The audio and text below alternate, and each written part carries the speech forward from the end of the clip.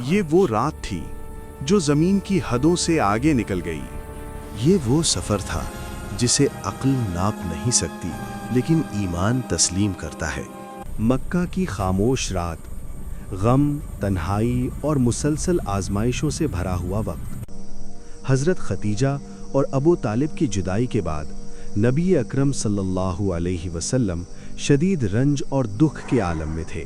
ایسے لمحے میں اللہ نے اپنے محبوب صلی اللہ علیہ وسلم کو بلایا۔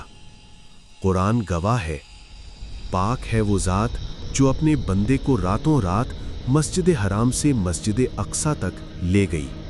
سورۃ الاسراء آیت 1۔ یہ سفر اسراء کہلایا۔ نبی صلی اللہ علیہ وسلم مسجد حرام میں تھے کہ حضرت جبرائیل تشریف لائے۔ اللہ کے حکم سے نبی صلی اللہ علیہ وسلم کو براق پر سوار کیا گیا، ایسی سواری جو نگاہ کی حد تک قدم رکھتی تھی۔ یہ کوئی خواب نہیں تھا، یہ جسم اور روح کے ساتھ ہونے والا سفر تھا، جیسا کہ اہل سنت کا اجماع ہے۔ چند ہی لمحوں میں مکہ سے بیت المقدس، مسجد اقصیٰ، جہاں انبیاء کی تاریخ سمٹ آئی تھی، وہاں تمام انبیاء علیہم السلام جمع کیے گئے اور اللہ کے حکم سے نبی محمد صلی اللہ علیہ وآلہ وسلم نے ان کی امامت فرمائی۔ یہ اعلان تھا کہ آپ تمام انبیاء کے امام ہیں۔ پھر سفر کا دوسرا مرحلہ شروع ہوا، معراج۔ آسمانوں کی طرف۔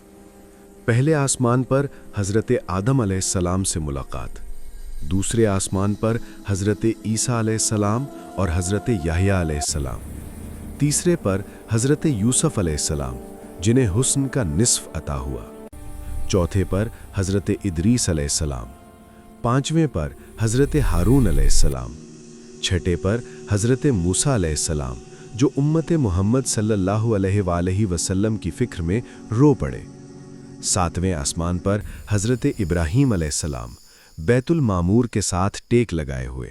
وہاں نبی صلی اللہ علیہ وسلم کو وہ قرب ملا جو کسی مخلوق کو نہ ملا۔ 50 نمازیں۔ حضرت موسیٰ علیہ السلام کے مشورے پر بار بار کمی ہوئی، حتیٰ کہ 5 نمازیں رہ گئیں، اجر 50 کا۔ یہ اللہ کا فضل تھا۔ اسی سفر میں نبی اکرم صلی اللہ علیہ وسلم کو جنت اور جہنم کے مناظر دکھائے گئے تاکہ امت خبردار ہو اور سنبھل جائے۔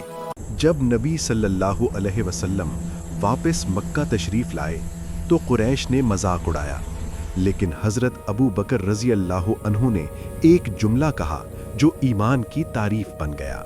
اگر محمد صلی اللہ علیہ وسلم نے فرمایا ہے تو سچ فرمایا ہے۔ اسی دن وہ صدیق کہلائے۔ معراج ہمیں سکھاتی ہے، نماز مومن کی معراج ہے۔ آزمائش کے بعد اللہ کا قرب ملتا ہے اور اللہ کے لیے کوئی چیز ناممکن نہیں۔